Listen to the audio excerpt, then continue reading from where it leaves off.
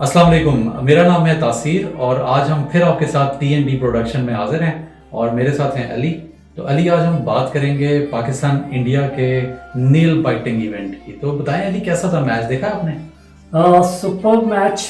और सबसे पहले अस्सलाम वालेकुम। Super match, amazing performance from both teams, Pakistan and India. पैसा वसूल। बिल्कुल टाइम वेस्टिंग मैच नहीं था, वन साइडेड मैच नहीं था जैसे कि बाकी मैचेस हो रहे हैं। तो मेरे ख्याल में ये एक परफेक्ट T20 वर्ल्ड कप का मैच था। मतलब ज़बरदस्त स्टार्ट था पाकिस्तान के लिए भी, इंडिया के लिए भी। नो डाउट इंडिया का मोटिवेशन लेवल बहुत हाई हो गया जीतने के बाद, लेकिन इस तरह के मैचेस ही हमें चाहिए। अच्छा अली, अगर मैच को स्टार्ट से देखें तो टॉस देखें, इंडिया ने जीता जी। उन्होंने प्लेइंग कंडीशन को देखा कि यहाँ पे मौसम जो है वो कैलकुलेटेड खेल लेते हैं। सेकंड बारी में पता लग जाएगा क्या चेस करना है, तेज खेलना पड़ेगा, वेदर कंडीशंस क्या है। तो उन्होंने तो सही फैसला किया कि पाकिस्तान को उन्होंने बारी करा। अगर पाकिस्तान टॉस जीतता तो पाकिस्तान ने भी ये डिसीजन लेना था, पहले उन्होंने इंडिया को भी खिलाना था। क्योंकि देखा होगा आपने कि इंडिया की बॉलिंग में जितना स्विंग था उतना ना शाहीन को मिला, ना नसीम को मिला, ना हारिस को मिला। नो डाउट बॉलिंग पाकिस्तान ने अच्छी की है, फास्ट बॉलर्स हैं, तीनों ही 140 प्लस ऑन एवरेज बॉल करते हैं। तो बॉलिंग अच्छी की है, लेकिन जो पहले टॉस जीतता उसने पहले बॉलिंग ही नहीं करनी थी, क्योंकि स्विंग पहले था। पाकिस्तान को बहुत मुश्किल हुई है। बाबर आजम, रिजवान जल्दी आउट हो गए उसी स्विंग की वजह से। शान मसूद को भी सर्वाइव करने में बहुत ही मुश्किल हुई है। उसके बाद जब स्पिनर्स आई हैं फिर थोड़ा पाकिस्तान ने जो है वो ओवरकम किया। तो अच्छा, उसमें अगर आप नोटिस करें कि जो उसका टर्निंग पॉइंट है मैच का, तो चलें पाकिस्तान के ओपनर शुरू में आउट हो गया। अच्छा, मेरा वैसे दिल कहता था कि अगर पाकिस्तान का ये जो ओपनरिंग पेयर है जिसने पिछले काफ़ी टाइम में स्कोर किया और ये अगर आउट हो गया तो हम 120-30 के अंदर, और ऑस्ट्रेलिया में मैच हो रहा है, पाकिस्तान में तो नहीं, हम आउट हो जाएंगे। नहीं, मैं आपके इस बात से बिल्कुल एग्री करता। पाकिस्तान की बैटिंग लाइनअप 7वें, 8वें, 9वें नंबर तक जाती है, लेकिन चल नहीं रही थी। T20 में 2-3 बैट्समैन ही चलते हैं। ये नहीं होता कि आपकी पूरी टीम ही जो है वो परफॉर्म करे, सिर्फ 2 से 3 प्लेयर्स ही आपके स्कोर करते हैं। इसमें अगर एक और देखें कि 2-3 प्लेयर्स ने चलना है, लेकिन आपको जो ओवर अच्छे चाहिए वो भी 2-3 ओवर ही चाहिए। बिल्कुल, जिस तरह के इस पाकिस्तान के मैच में भी ऐसे ही हुआ है कि पाकिस्तान की बैटिंग में इफ्तिखार, जब पाकिस्तान के 10 ओवर्स में सिर्फ 50 से 60 रन थे, तो उसके बाद इफ्तिखार ने एक ही ओवर में, अक्षर पटेल के ओवर में 22 से 23 स्कोर, 3 छक्के मार के उसने बहुत ज़बरदस्त जो है वो छक्के ना देख लें तो यार, क्या मजे के छक्के थे। बिल्कुल, वो आप हमारे व्यूअर्स को बिल्कुल वो शॉट्स दिखाएं। आइए वो छक्के देखते हैं।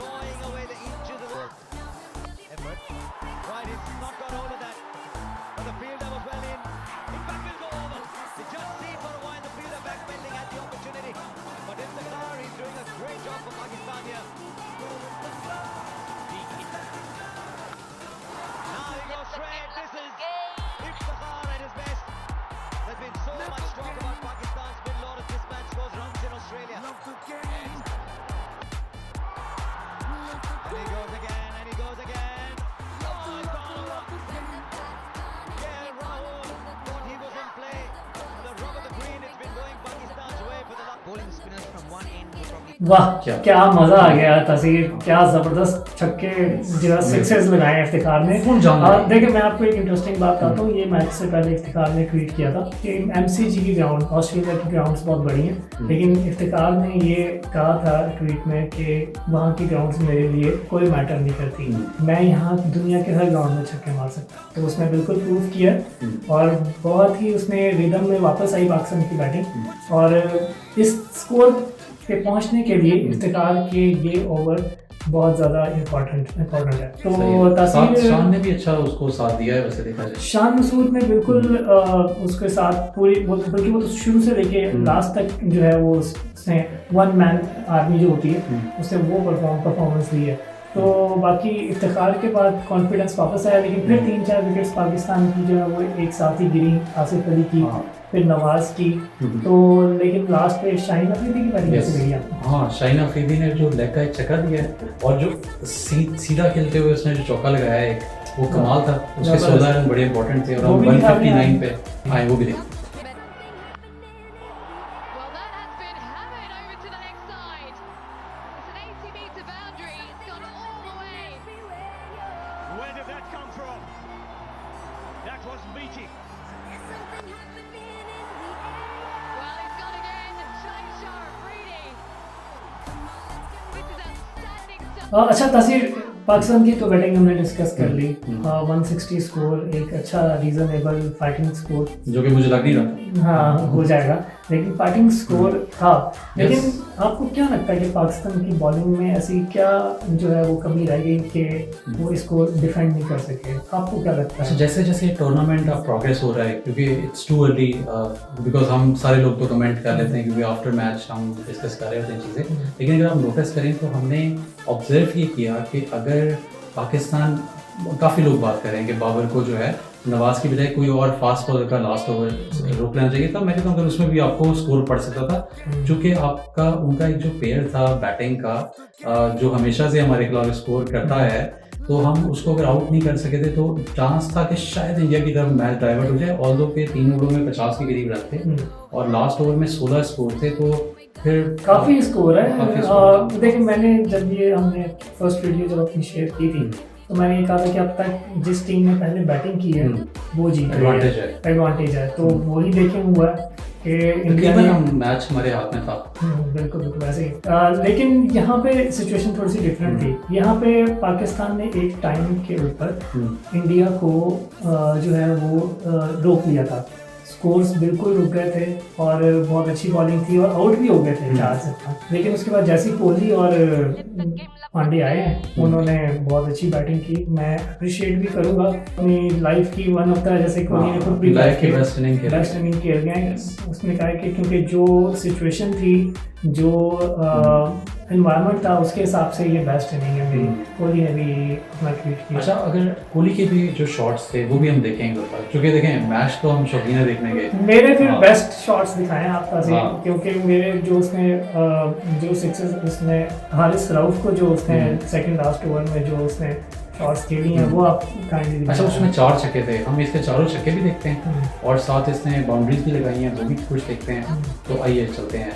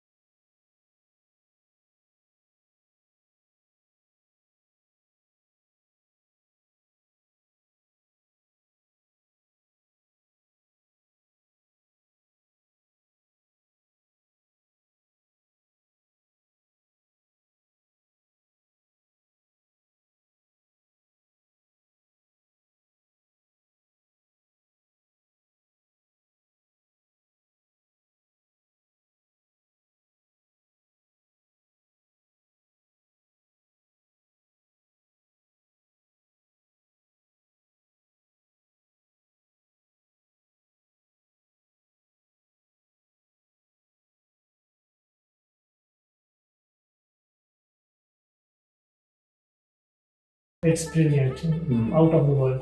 तो तासीर, अब हम फाइनल, अब मुझे पता है आखिरी ओवर में क्या हो गया पाकिस्तान को, सारा मैच पाकिस्तान के हाथ में था, पर लास्ट ओवर में मैं ये नहीं कहता कि नवाज को नहीं देना चाहिए था या फास्ट बॉलर होता तो ये होता वो होता, लेकिन ऐसा क्या हुआ, क्या गलती होगी लास्ट ओवर में नवाज से जो उसने ये जो है डिफेंड नहीं कर सका। अच्छा, हमें ना यहाँ 2-3 चीज़ें डिस्कस करनी पड़ेंगी, क्योंकि देखिए हमारे लिए बड़ा इंपॉर्टेंट मैच है इंडिया का और हम बड़े इमोशनल हो जाते हैं, टची हो जाते हैं, लेकिन अगर आप कैप्टनसी के ऊपर क्वेश्चन कर सकते हैं ना, तो यहाँ पोटेंशियल मार्जिन है आपके पास।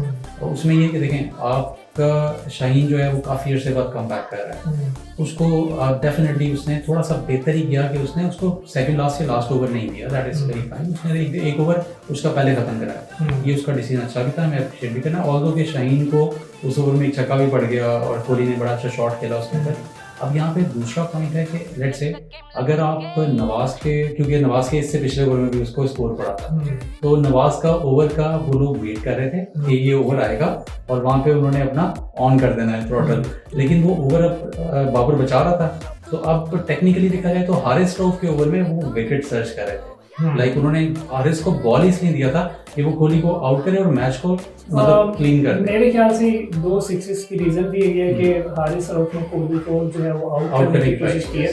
अगर वो यही बॉल्स को बीट करने की कोशिश करता तो मेरा ख्याल है कि सिचुएशन डिफरेंट होती। देखिए ना, आपको याद है वो इंग्लैंड वाला मैच, जो अभी पाकिस्तान रिसेंट इंग्लैंड आया हुआ था, तो उन्होंने एक मैच खेला जिसमें वो नया एक बॉलर उन्होंने डाला था और उसको कहा कि तुम मोइन अली को जो है वो आउटसाइड ऑफ स्टंप बॉल कराओ, और उसने भी 15-16 स्कोर मेरे ख्याल है उस मैच में सेव किया, क्योंकि उसको एक लाइन लेंथ मिली हुई थी कि यहाँ बॉल करना। अब यही वाली बात अगर हम हारिस के ऊपर रिपीट करें, और फिर अब चूंकि लास्ट ओवर नवाज का था, अच्छा नवाज ने जो फास्ट बॉल किए हैं, जो मीडियम पेसर डाल रहा था, आपको लगता है कि वो अपनी स्ट्रेंथ के ऊपर बॉल करता और स्पिन ही करा देता, चाहे उस पे 3 मैं एग्री करता हूं इस बात से कि तेज करना चाहिए था, नहीं तेज नहीं, एक्चुअली वो ये सोच रहे थे कि फास्ट बॉलर्स को मुश्किल है स्कोर करना और स्पिन को करना, लेकिन उसकी इतनी पेस भी नहीं थी ना, स्पेस थी, लेकिन वो फास्ट करने की वजह से अपनी लाइन और लेंथ भी भूल गया और वाइड भी कर दी। तो बाकी आप बताएं कि सारे इस वक्त सोशल मीडिया पे नो बॉल थी नहीं थी, that is very very interesting ये बताएं कि नो बॉल थी या नहीं। अच्छा, अगर मैं क्रिकेट लवर के तौर पे और देखूँ एज अ न्यूट्रल पर्सन के तौर पे, तो it was a bit high, हमें मानना चाहिए। जो लोग नहीं मानते दैट इज वेरी फाइन, वो अपना आर्गुमेंट दें, वो ट्विटर पे लगा दें, तो मेरे साथ मैं तो एग्री नहीं करता इस बात से। देखिए 2-3 चीजें थी इसमें, एक तो अंपायर कॉल थी, अंपायर ने अगर आप देखें भी तो अंपायर ने पूरा छक्का बाउंड्री से बाहर जाने के बाद जी, जब कोहली ने जी फोर्स किया अंपायर को, उसके बाद अंपायर ने नो बॉल दिया। सबसे बड़ा तो यहाँ से अगर मैं आपको अली की बात को सेकंड करूं और मैं आपको स्क्रीन पे दिखाऊं, तो मैं आपको लेग अंपायर का व्यू दिखाता हूँ। यहाँ से देखें, ये जो है कोहली ने शॉट मारा है और ये देखें लेग अंपायर, इसने पूरा टर्न होके बॉल को वॉच किया कि ये बाउंड्री के बाहर गया। देन कोहली वॉक करता हुआ अंपायर के पास आता है और वहाँ पे थोड़ा सा प्रोटेस्ट होता है और अंपायर जो है उसको नो बॉल कॉल कर देता है। लेकिन लेट्स से हम एज्यूम करें, बी ऑप्टिमिस्टिक, अगर हम एज्यूम करें कि ये थर्ड अंपायर को कॉल चली जाती और वहाँ पे भी वो नो बॉल डिक्लेयर कर देते, तो दैट इज फाइन। नहीं, एक्चुअली सिनेरियो ये था कि कोहली अपने क्रीज से बाहर था। जब भी बैट्समैन क्रीज से बाहर होता है तो नो बॉल नहीं दी जाती, पहली चीज। दूसरी चीज, बॉलर स्पिनर था, फास्ट बॉलर नहीं था, तो मुख्तलिफ चीजें, लेकिन इन सब चीज़ों को देखने के लिए जब आपके पास थर्ड अंपायर अवेलेबल है, तो आप इतने क्रूशल मैच जहाँ पे सिर्फ 2 टीम्स आनी है इन 6 टीम्स में से, वहाँ पे एक पॉइंट इम्पॉर्टेंट है। तो आपको बिल्कुल थर्ड अंपायर से व्यू लेना चाहिए था, रिव्यू, और उससे मशवरा करके फिर आपको ये नो बॉल देनी चाहिए थी। क्रूशल स्टेज था, बड़ा बैट था, बड़ा मैच है, तो अगर थर्ड अंपायर का रिव्यू ले लिया जाता और उसके बावजूद भी अगर आप नो बॉल उसको डिक्लेयर कर देते, तो काफी जो एक कंट्रोवर्सी थी वो उसी वक्त सॉल्व हो जाती। और दूसरा, जहाँ तक वो लोग कह रहे हैं कि वो रन्स जो बोल्ड हुआ है उसका भी इत्तेफाक की बात देखिए, बैड लक पाकिस्तान की, मैं बैड लक भी कहूंगा कि एक तो आपने चले नो बॉल आपकी हो गई, दैट इज फाइन, अगली बॉल आपने बोल्ड कर दिया, बोल्ड करने के बाद वाइड के बाद 3 कंटिन्यूइंग और बोल्ड, और उसके बाद आपने बोल्ड कर दिया, और बोल्ड भी इतना प्यारा कोहली को उसने किया कि बॉल विकेट को रखने के बाद बैड लक करते हुए वो थर्ड मैन निकल गया। और लेकिन कुछ लोग कह रहे हैं कि वो 3 रन्स जो थे वो एज पर जो है आईसीसी के रूल्स के मुताबिक जो है वो भी जो है अंपायर ने गलत डिसीजन दिया, लेकिन एज पर न्यू रूल्स जो है वो बैट्समैन के रन्स में काउंट नहीं होते, वो एज अ बाई काउंट जरूर होंगे, क्योंकि एक और दो क्लिप्स हैं जिसमें इस तरह करके रन्स गए हैं। हाँ, तो बाकी तासीर let's go with the agreement कि ये ठीक है और हम इसको अपनी हार बिल्कुल जस्ट मूव ऑन। हमें बिल्कुल एक्सेप्ट हाँ। करना चाहिए।